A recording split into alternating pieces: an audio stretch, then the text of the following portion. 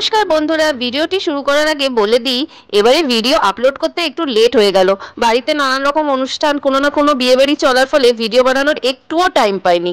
But এখন থেকে regular video update তোমরা পেতে থাকবে। চ্যানেলটি লাইক, শেয়ার এন্ড সাবস্ক্রাইব করে দিও এবং জানার আগ্রহ অবশ্যই বজায় রেখো।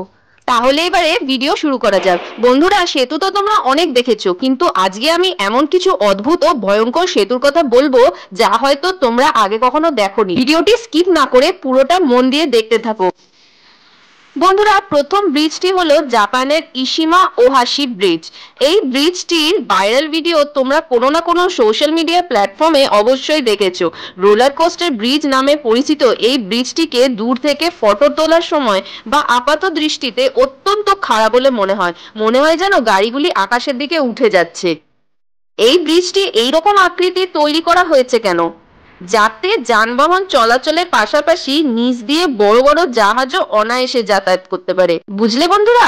আরেকটি ব্রিজ হলো বাইন ব্রিজ, যেটি জাপানের ইয়া ভ্যালিতে অবস্থিত।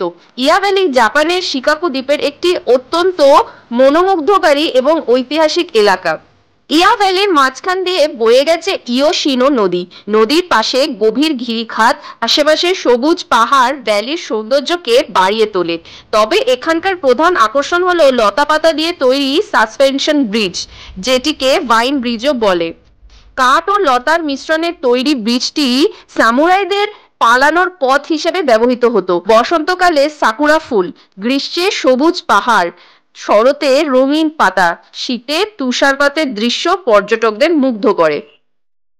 আচ্ছা, বাই দ্য ওয়ে, এরকমই একটি ব্রিজ ইন্ডিয়ার মেঘালয়তেও দেখতে পাওয়া যায়।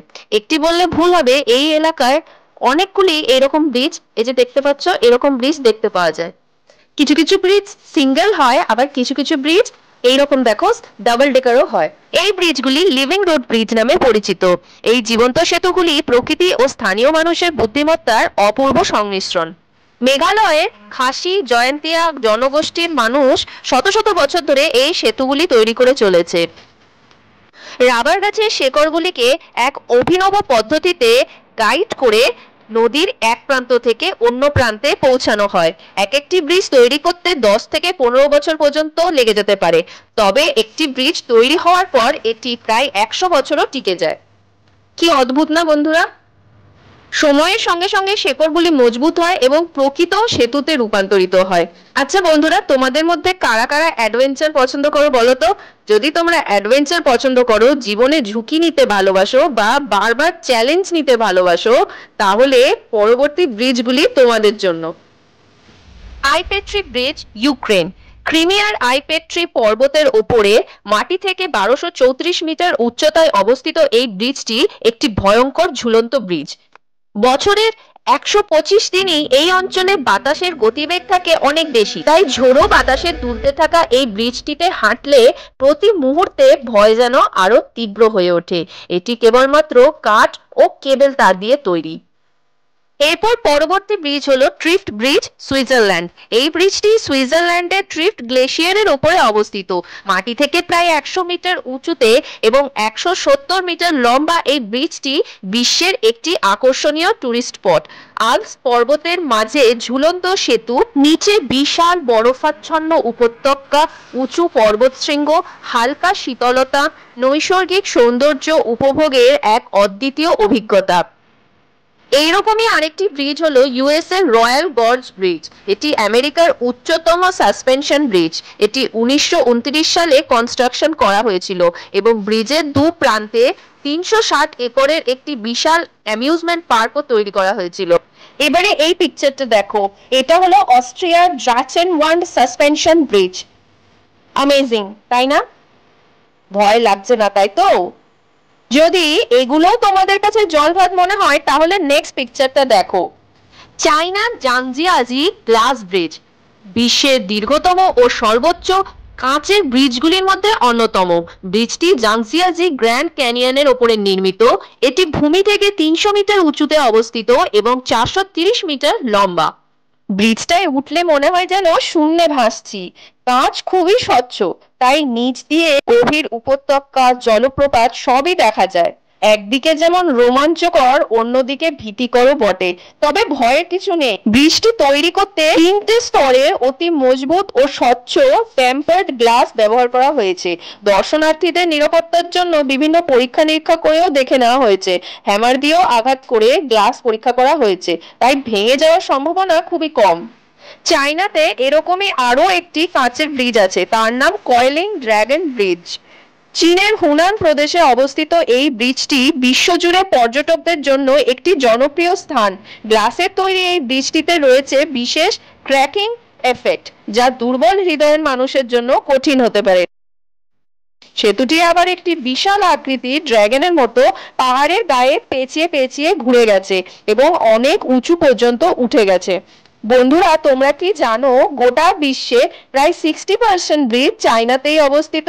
এমনকি পৃথিবীর উচ্চতম ও দীর্ঘতম ব্রিজটিও চায়নাতেই অবস্থিত। তোমরা কমেন্টে জানাও চায়নার উচ্চতম এবং দীর্ঘতম ব্রিজের নাম কি।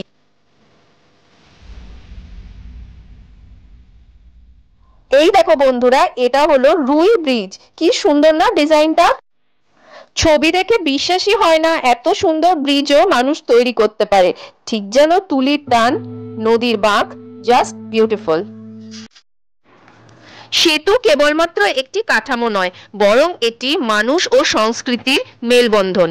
কিছু কিছু সেতু যেমন তৈরি হয় নেহাতি যাতায়াতের সুবিধার্থে, আবার কিছু কিছু সেতু সেই দেশের ইতিহাস, সংস্কৃতি, ঐতিহ্যের প্রতীক, ওই দেশের মানব সভ্যতার সাথে ওতপ্রোতভাবে জড়িত।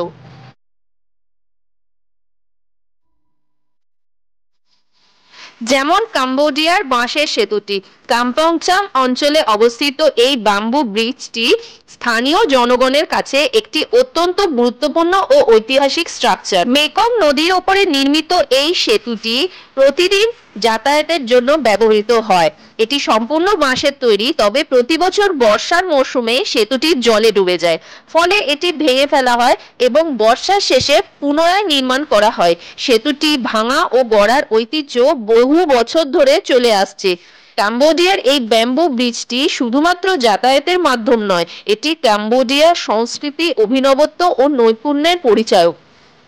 ভিয়েতনামের মাঙ্কি ব্রিজ। হ্যাঁ বন্ধুরা, এটিও একটি ব্রিজ। ভিয়েতনামের গ্রাম অঞ্চলগুলিতে মূলত এগুলি দেখা যায়। হাঁটার জন্য মাঝে শুধুমাত্র একটি বাঁশ থাকে আর একটি হাতল, ব্যাস, আর কিছুই থাকে না। সাধারণত এগুলি খালের ওপরে তৈরি হয়। দেখেই বোঝা যাচ্ছে এর ওপর দিয়ে চলা কতটা কঠিন। বাদরের মতো ভারসাম্য রেখে এর ওপর চলতে হয়, তাই এই ব্রিজগুলির নাম মাঙ্কি ব্রিজ। মাঙ্কি ব্রিজ স্থানীয় জীবনের কষ্ট ও সৃজনশীলতার প্রতীক। ইউবিএন ব্রিজ, মায়ানমার। বিশ্বের দীর্ঘতম ও সবচেয়ে প্রাচীন কাঠের সেতুগুলির মধ্যে একটি। আমরাপুরা শহরে তাও থামাং লেকের উপর বিস্তৃত। 1850 সালে নির্মিত, 1000টিরও বেশি পুরনো টিক কাঠের খুঁটি দিয়ে তৈরি। এই কাঠগুলি ইনওয়া রাজপ্রাসাদ থেকে খুলে এনে লাগানো হয়েছে।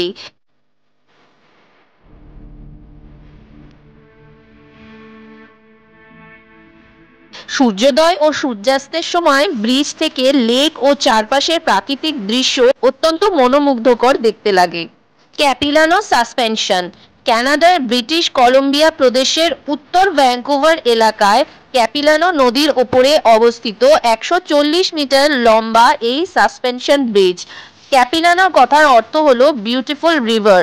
কর্নিফেরাস রেন ফরেস্টের ঘন বনে ঘেরা অপূর্ব অনুভূতি। পর্যটকদের জন্য নির্মাণ করা হয়েছে tree top adventure, cliff walk, Capilano suspension bridge park ইত্যাদি। Golden bridge, Vietnam. বিশ্বের অন্যতম সুন্দর ও সৃজনশীল স্থাপত্য কীর্তি। এই ব্রিজটির সবচেয়ে আকর্ষণীয় বৈশিষ্ট্য হলো দুটি বিশাল আকৃতির হাত, যেগুলি পাহাড় থেকে উঠে এসে 150 মিটার লম্বা ব্রিজটিকে ধরে রেখেছে। হাতগুলি পাথরের তৈরি এবং এগুলিকে ঈশ্বরের হাত বলা হয়। এই ব্রিজটি দা নাং শহরের কাছে বানা হিলসের উপর অবস্থিত এবং 2018 সালে এর ওপেনিং হয়। ব্রিজে প্রবেশ করতে হলে বানা হিলসে থিম পার্কে টিকিট কাটতে হয়। ব্রিজ থেকে চারপাশের পাহাড়, ঘন বন, নিচের উপত্যকার মনোমুগ্ধকর দৃশ্য দেখা যায়। বন্ধুরা, সেরা অভিজ্ঞতার জন্য সকাল বা বিকেলে যাওয়াই ভালো। সিঙ্গাপুরের হেন্ডারসন ওয়েভস ব্রিজ। এই ব্রিজটি তার তরঙ্গাকৃতির ডিজাইনের জন্য বিখ্যাত। মেটাল ও বাঁশ দিয়ে তৈরি ব্রিজটি দেখতে অত্যন্ত আকর্ষণীয়। এই ঢেউ আকৃতির কাঠামোর মাঝে বেঞ্চ ও বিশ্রাম নেওয়ার স্থানও রয়েছে। সেতুটি যে কোনো সময়ে একদম বিনামূল্যে পরিদর্শন করা যায়। রাতের বেলাতেও সেতুটি অত্যন্ত সুন্দর দেখায়। Last but not the least, Langkawi sky bridge, Malaysia. এই ব্রিজটি লাংকাউই দ্বীপের প্রধান আকর্ষণ। এর প্রধান বৈশিষ্ট্য হলো এর গঠনটি। 125 মিটার লম্বা ব্রিজটি কার্ভ শেপের এবং এটি একটি একক পিলারের ওপরে ঝুলে রয়েছে। এটি মাটি থেকে 700 মিটার উঁচুতে গুনুং মাত চিন সাং শীর্ষে অবস্থিত। ব্রিজটিতে পৌঁছানোর জন্য দর্শনার্থীদের লাংকাউই কেবল কার ব্যবহার করতে হয়। এটি বিশ্বের সবচেয়ে খাড়া ও লম্বা কেবল কারগুলির মধ্যে একটি। ব্রিজে উঠলে দেখা যায় অপূর্ব দৃশ্য। পুরো দ্বীপপুঞ্জটাই এখান থেকে দেখা যায় ঘন বনভূমি ও নীল সমুদ্র। পৃথিবীর এই অসাধারণ সেতুগুলি শেখায় সংযোগ, কিভাবে সব রকম বাধাকে অতিক্রম করেও একসাথে এগিয়ে যাওয়া যায়। আজকের মতো এ পর্যন্তই বন্ধুরা। ভিডিওটি ভালো লাগলে লাইক, শেয়ার এন্ড সাবস্ক্রাইব। আবার দেখা হবে নতুন কোনো ভিডিওতে। ততক্ষণ পর্যন্ত জানার আগ্রহ বজায় রেখো।